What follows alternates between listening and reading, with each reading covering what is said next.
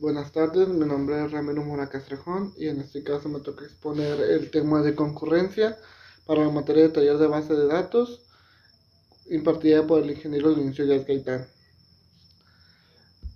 Primero que nada, pues vamos a empezar con el tema general que es la concurrencia. El contenido de esta exposición será los conceptos, las propiedades de las transacciones, los grados de consistencia, los niveles de aislamiento y el commit y el rollback.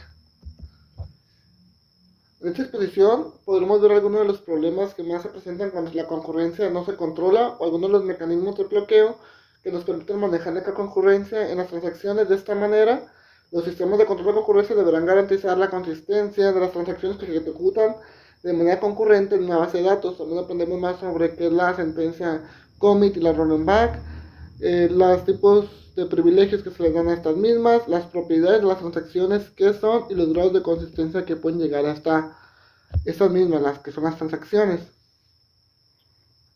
¿Qué es la concurrencia?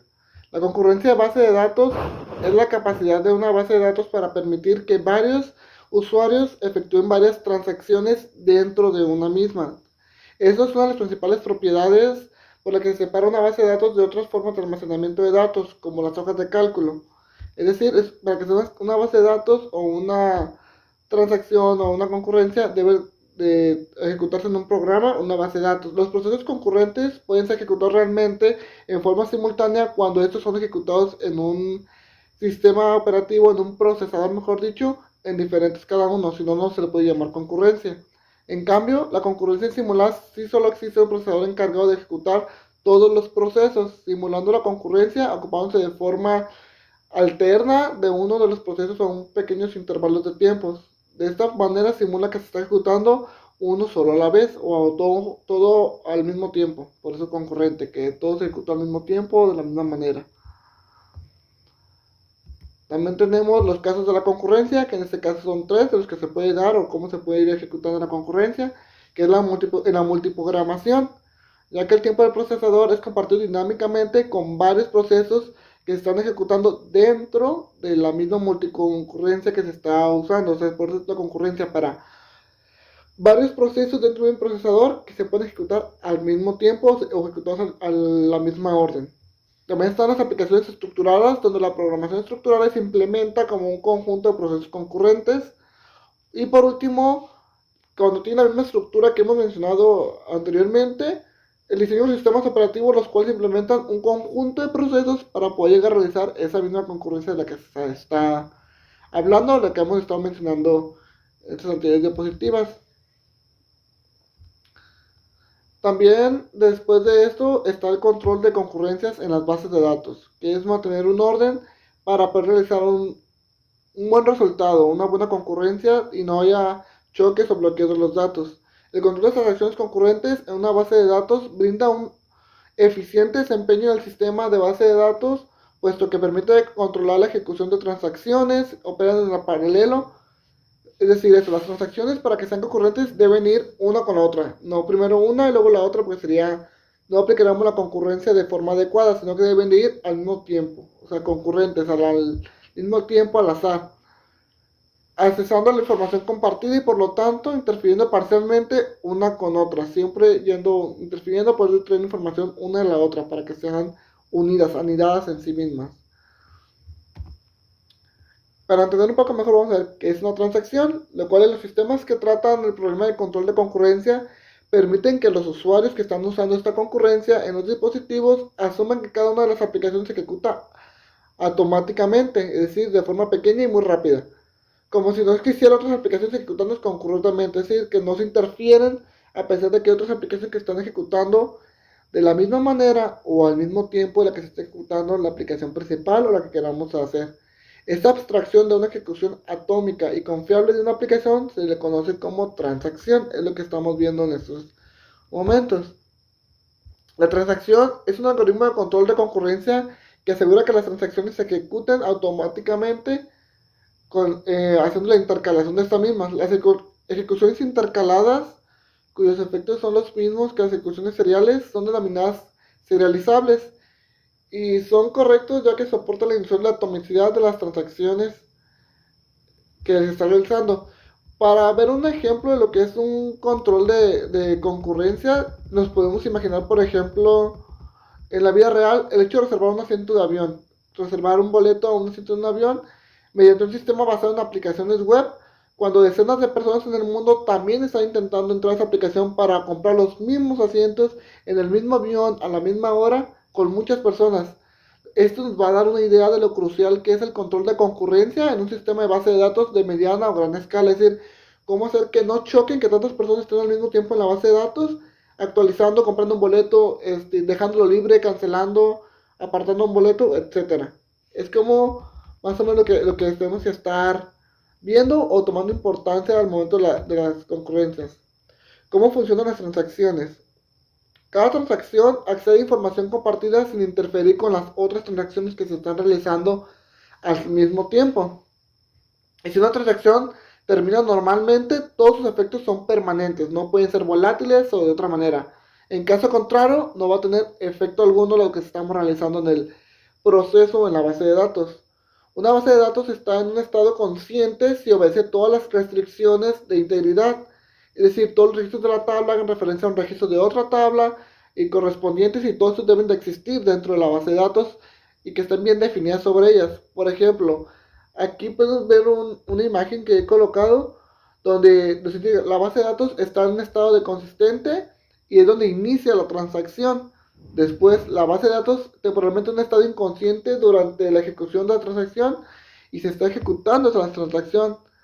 Y después vuelve a estar en un estado consistente la base de datos porque ya terminó la transacción, perdón.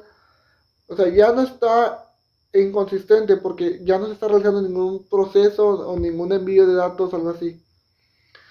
Los cambios de estado ocurren debido a actualizaciones e intersecciones y supresiones de información.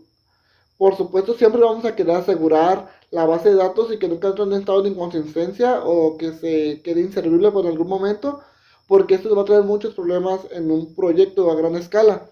Sin embargo, durante la ejecución de la transacción, la base de datos puede estar temporalmente en un estado inconsciente. El punto importante aquí siempre va a ser como asegurar que la base de datos regrese al estado consciente al fin de una ejecución o que nunca se queden como en inconsciente porque va a traer problemas, errores en la concurrencia, etcétera. Después de eso también vamos a ver ahora las propiedades de las transacciones, las cuales en este caso las principales son cuatro, que es la atomicidad, la consistencia, el aislamiento y la permanencia. La atomicidad se refiere al hecho de que una transacción se trata como una unidad de operación. Es decir, que la atomicidad requiere que si una transacción se interrumpe por una falla, los resultados parciales sean anulados. No podemos tener resultados a medias después de una interrupción. Estos se deben eliminar y crear de nuevo la transacción o lo que sea más conveniente. La consistencia consiste en la transacción es simple y que sea correcta. Es decir, la transacción de un programa correcto que lleva a cabo la base de datos de un estado consciente a otro con la misma característica. No deben violar las restricciones de integridad de una base de datos, ni dejar fallas o realizar un mal envío de la información de la transacción. El aislamiento. Una transacción en ejecución no puede revelar sus resultados hasta a otras transacciones concurrentes antes de finalizar. Es decir, no puedo compartir la información de algo que se está realizando si aún no sé cómo va a terminar esa transacción. Y más aún, si varias transacciones se ejecutan concurrentemente, los resultados deben ser los mismos que si ellas se hubiera ejecutado de manera secuencial, es decir, de manera sola, una por uno. No debe alterar el que sean de manera concurrencia al resultado que darían de manera separada o si se ejecutaran una por una. La permanencia es la propiedad de las transacciones que asegura que una vez que la transacción finalice, exitosamente se va a quedar. Sus resultados son permanentes y no pueden ser borrados de la base de datos por alguna falla posterior que se pueda dar por algún error de dedo o mano dentro de lo que se está realizando dentro de nuestro proyecto o dentro de nuestra base de datos. Los resultados siempre deben ser permanentes después de terminar o de realizar una transacción para que esto pueda ser correcto dentro del término. Las propiedades dentro de las transacciones son varias. En este caso, como podemos percibirlo, el procesamiento de transacciones es una de las tareas más importantes dentro del sistema de base de datos, pero a la vez es una de las más difíciles de manejar, debido a diversos aspectos, como puede ser la confiabilidad, que puesto que los sistemas de base de datos de línea no pueden fallar, deben de ser muy confiables, no puedes tener, por ejemplo, en el caso que hicimos del avión, que vendas un boleto y luego otra persona lo vuelva a comprar el mismo boleto, el mismo asiento y ya tener un desorden debido a un fallo y que no es confiable el programa o la base de datos que estamos haciendo. La disponibilidad, debido a que los sistemas de base de datos en línea deben estar actualizados correctamente todo el tiempo. ¿Para qué? Para evitar este tipo de errores humanos o de dedo que a veces se realizan. Después de darle un mantenimiento. Los tiempos de respuesta al sistema de este tipo no debe ser mayor a los recomendables 15-2 segundos. Debe ser rápido, eficaz para no perder tiempo y que las transacciones sean correctas. El throughput, los sistemas de base de datos de línea requieren procesar miles de transacciones por segundo. O sea, tomar los puntos más eficaces, hacerlas rápido y no detenerse, porque todo esto va a trazar un proceso de miles y miles de transacciones que se están llevando a cabo. Entonces, todo esto alentaría los procesos de los usuarios en vez de hacerlo más rápido. También está otro que es la atomicidad del procesamiento en transacciones. No se aceptan resultados parciales, debe estar completo, no como que, quedó a la mitad, así que subirlo, publicarlo. No, el resultado debe ser completo para que se realice una transacción, unas buenas propiedades de estas mismas, se respeten las propiedades que debe tener. También después de esto tenemos los grados de consistencia, que es el siguiente tema. Una transacción finalizada o confirmada parcialmente puede no confirmarse definitivamente en consistencia. La ejecución de una transacción debe coincidir a un estado de la base de datos consistente, que cumple con todas las restricciones entre ya definidas. Es decir, seguir los puntos que debe seguir y no deslizarse o irse hacia otro lado, sino que ser muy consistente en lo que se está haciendo. Otro punto es que si se confirma definidamente, el sistema asegura la persistencia de los cambios que ha efectuado en la base de datos. Los cambios deben ser permanentes y deben ser reconocidos que se están realizando. Dice, no, los cambios que se han efectuado son desechos. Es decir, si estás anulando un cambio que se está haciendo, son desechos que estamos realizando después de la transacción. Se deben eliminar, no nos sirven después de eso. Una transacción que termina con éxito se dice que está comprometida, o sea que es un committed, que es una sentencia que vamos a ver un poco más adelante en esta exposición, para entender un poco más de qué está hablando o a qué se está refiriendo en este caso este tema.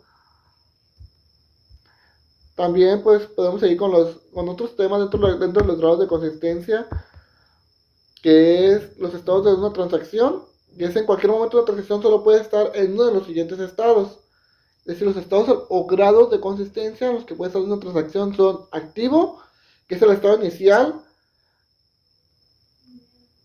y va a permanecer activo durante toda la ejecución. Es decir, está activo cuando inicia, durante toda su ejecución, pero no cuando finaliza.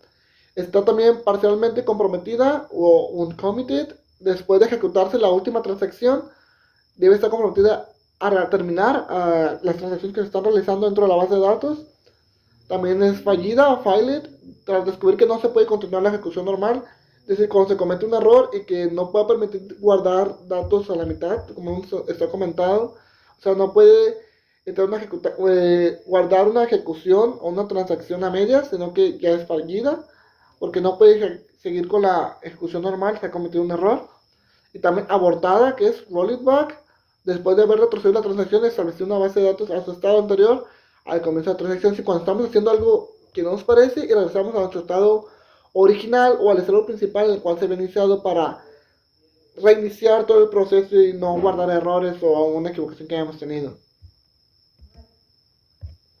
También tenemos los niveles de aislamiento, que en este caso especifica cómo se gestionan las transacciones que modifican la base de datos de forma predeterminada. Se utilizan la pasarela de objetos predeterminadas.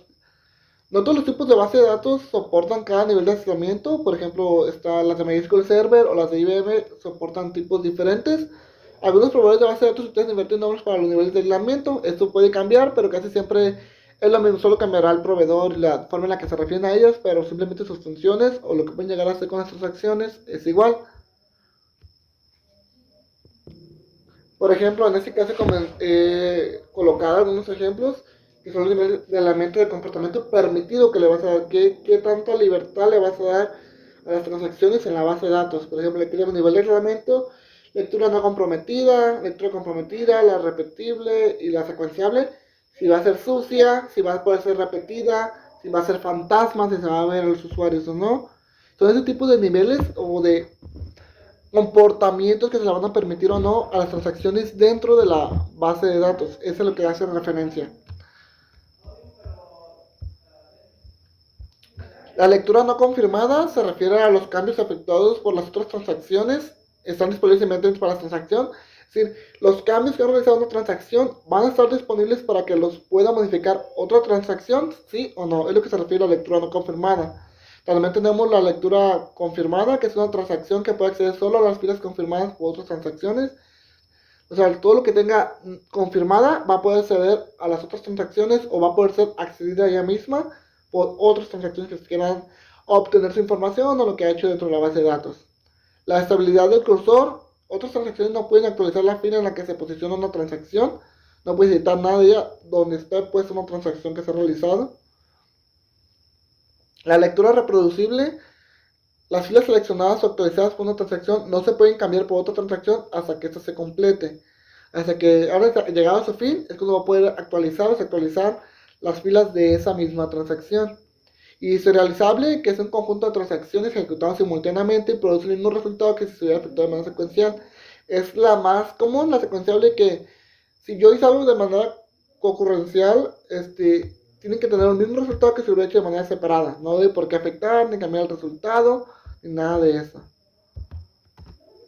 Después tenemos el commit. El siguiente tema es commit y rolling back, que es un tema que ya vimos en clase y que hemos visto unos ejemplos de cómo es que se guarda el estado y que nuestro equipo de cómputo en la base de datos, en el gestor de base de datos, lo trae el commit por default, que guarda todos los cambios, entonces lo desinstalamos y decimos cuál lo guarde con el rollback y así. Entonces la sentencia de commit, según IBM, termina una unidad de trabajo y confirma los cambios de la base de datos que ha realizado esa unidad de trabajo. En cambio, la sentencia en rollback retrocede todos los cambios efectuados en los archivos durante la transacción activa. Regresa a todo lo que se ha creado o lo que se ha hecho. Si una transacción subordinada retrocede, ninguno de los cambios resultantes de la transacción subordinada activa efectúa la transacción padre. O sea, nada de lo que se haga noda principal, si no debajo de ella, si no se guarda o no termina, se va a guardar, va a retroceder y va a quedar simplemente lo que estaba al inicio, por ejemplo. Un ejemplo, aquí tenemos un ejemplo de lo que sería la commit. Inicia una transacción que implica bloqueos en rec 1 y rec 2. Si se produce ningún error, la sentencia commit comprueba que los cambios efectuados se graban en el archivo si es que no se ha dado ningún error. En cambio, los bloqueos de rec 1 y rec 2 se liberan y el control se transfiere a la sentencia que figura a continuación de la sentencia en transaction. Ve como tenemos begin y reanudar data 1 from file 1 en rec 1 else rollback y luego write y terminamos con end transaction, lo que estamos viendo en sentencia commit. Entonces, el bloqueo de registros de actualización de rec 1 no se libera al finalizar la primera sentencia en write, sino al concluir la sentencia commit. No write no termina cuando la sentencia write se escribe o cuando termina, no, sino termina hasta que realiza la sentencia commit, hasta que puede pasar por ella y es cuando se guardan los cambios que hemos efectuado, por así decirlo. Y ahora, un ejemplo claro de la sentencia rollback es suprimir las modificaciones realizadas desde el último punto de la confirmación o la retroalimentación, que es rollback work, regresar al trabajo, de donde se dio del último que se guardó, el último punto fijo de confirmación que tuvo. O sea, si nosotros guardamos hasta un documento, hasta una cierta palabra, y seguimos escribiendo pero sin guardar, si damos un rollback va a retroceder hasta el último documento, la última parte del documento que se guardó, porque esa es su función del rollback. Aquí tenemos una tabla comparativa más o menos para aprender o entender un poco más de ellas. Que lo básico, que el commit valida las modificaciones realizadas por la transacción actual y el rollback borra las modificaciones realizadas por la transacción que se ha hecho. Regresa a su estado neutral o al último guardado. El efecto que tienen es que después de ejecutar la instrucción commit, transacción rollback no puede ser rollback. Después de ejecutar no puedes hacer un rollback luego porque no puede regresar. Y en cambio, para retroceder el rollback, una vez que se ejecuta este mismo, la base de datos alcanza su estado anterior, es decir, que la ejecución de la primera declaración de la transacción ha regresado a ser sí misma. En cuanto a la ocurrencia, la sentencia commit se produce cuando la transacción se ejecuta con éxito, y en rollback ocurre cuando la transacción es abortada en medio de la ejecución. Es decir, no te termina, por ejemplo, por lo mismo comete un error, como no terminó, debe regresar al estado donde estaba la última sentencia guardada, el último registro guardado, y ya de borrar todo el avance que tenías porque no lo alcanzó a guardar porque surgió un error. En español esto será committer o retroceder para cada una. En conclusión, el correcto control de concurrencias permite, además de mantener información consistente en la base de datos, así como también evita la aparición de errores en las recuperaciones o respaldos que se realizan en una base de datos. En esta exposición pudimos ver los problemas que se presentan cuando la concurrencia no se controla en algunos de los mecanismos de bloqueo que nos permiten manejar la concurrencia en las transacciones. De esta manera, los sistemas de control de concurrencia deben garantizar la consistencia de información en la base de datos, por ejemplo.